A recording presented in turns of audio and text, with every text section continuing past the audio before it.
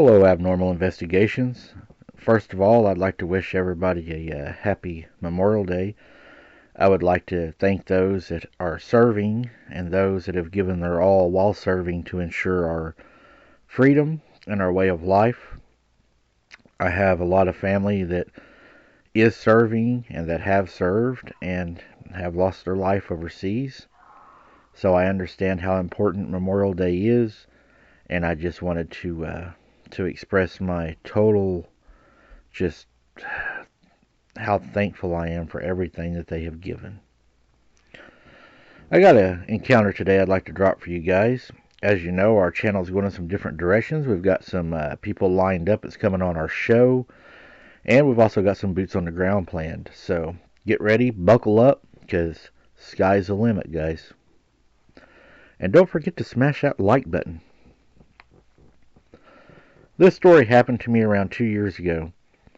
My grandparents own a cabin in the woods. I used to always go there when I was little. Once, we were on winter break, and I asked my friends, who we'll call Jay and Max, if they wanted to stay at my grandparents' cabin for a while. Then I asked my grandparents for permission. Luckily, they allowed us to stay for several days. This made me and my friends very happy. We were all outdoor kids, and my friends always wanted to see my grandparents' cabin. Soon the day arrived, and we all went to the cabin. My grandparents said bye to us, and then they left. And soon it was just me and my friends at the cabin.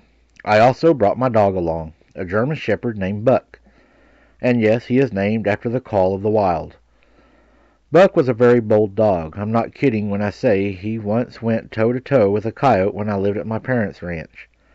So it was weird when I noticed how quiet and jittery Buck was acting the first few nights. He wasn't really nervous per se, but he knew something was off.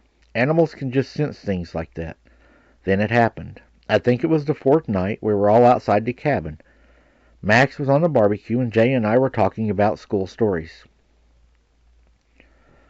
Buck was several feet from us, probably digging holes in the ground when all of a sudden he started barking wildly toward the forest, and I mean wildly. If you saw him in that state, you'd think that he had rabies. We all ran over to Buck, and we tried to see what he was looking at in the tree line. And in the tree line stood a dark figure. I swear I thought it was a man at first. But as I focused on it, I saw that it was nowhere near a man. It was standing on its hind legs, but its hind legs were bent backwards, much like a canine. Its head, too, was just like a canine, like a wolf or a coyote's head. It was covered in thick black fur, and it had piercing yellow eyes. Its ears were pointed, just like a wolf's.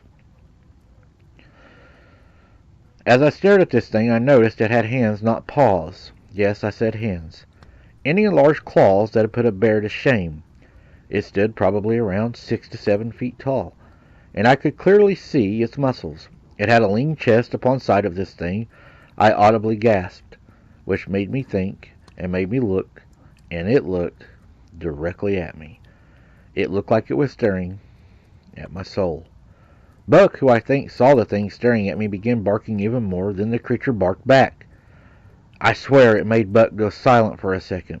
Its bark was deep, menacing, and almost booming as it went through your chest. Buck began barking again. This creature barked more. Then suddenly it let out a sound that was like a mix of a dog's bark, a human's yell, and a wolf's howl. That made Buck stop in his tracks. We stood in silence for what felt like hours, but the whole encounter was probably under a minute. Buck began whimpering and hiding behind me. I heard Max whisper to himself, "What the hell was that?" I think the creature heard it too, because its ears perked up after a moment of just standing there. The creature turned around and began walking off. The way it walked was like a man, its arms swinging, and it took long strides as it walked. That was enough for us. We all booked it inside the cabin and just sat in the living room in silence. Remember how I said Buck wasn't really nervous before? Well, after that, he was nervous the entire time and stayed at the cabin. He wouldn't even go outside, daytime or nighttime, and we sat in the house that night with our guns loaded. We was ready for anything. At first, me and my friends began trying to rationalize what we'd saw. Misidentification maybe of a bear, a wolf, maybe even a mountain lion. Then we started getting into the more radical ideas, Sasquatch and things like that. After that, I began researching werewolves and dogmen, and I don't remember if it was a full moon or not, so I can't be certain. But even after the encounter, Buck began staying very close to me. He wouldn't want my parents to visit the ranch anymore. He wouldn't want to go outside. He was afraid of the forest. He was afraid of places that had lots of trees. I'm pretty sure my dog had PTSD after this. Whatever it was, we never seen it again, and we was glad to get out of the cabin. We won't go back to that cabin again because I'm afraid that if we got too close that the same thing would happen to me that happened to Buck, or maybe even worse. What do you guys think happened? Again, like I've talked about,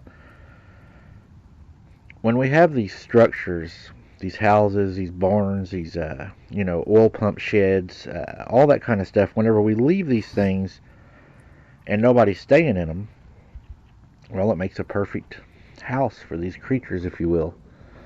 And then whenever we decide that we want to go back and reclaim it, well, they've been there long enough that they start to feel like it's their home, their territory. And I think that they get upset with this, and especially seeing a dog there, you have that animalistic, territorial, that fight between beast, and I think whatever it was, probably whenever it done the howl thing or whatever, it sent a message to your dog that you better not come out here or it'll be the last time. And that's probably really what messed with your dog, is it understood what it was relaying to your dog, and your dog probably knew what it was capable of. I think you all done the right thing by staying inside, getting your weapons, and not going outside pursuing it, aggravating it, or anything. And, as you said, you didn't have any more complications because you left it alone and then finally left the cabin. I think you probably done everything pretty much right in this. I think add some lights to the cabin if you plan on keeping it. Spotlights that go out into the wood line, light it up. They hate light. And I think eventually you keep occupying the cabin. Don't just leave it sitting, and let it know that it's yours, that it's not its. And I don't think you'll have a problem. Guys, I hope you all are having a great Memorial Day, like I said. Spending it with family, loved ones. And again, thank you to everybody that has served. And until next time, guys, keep your head on a swivel. Don't be something's dinner. And we'll see you on the next one.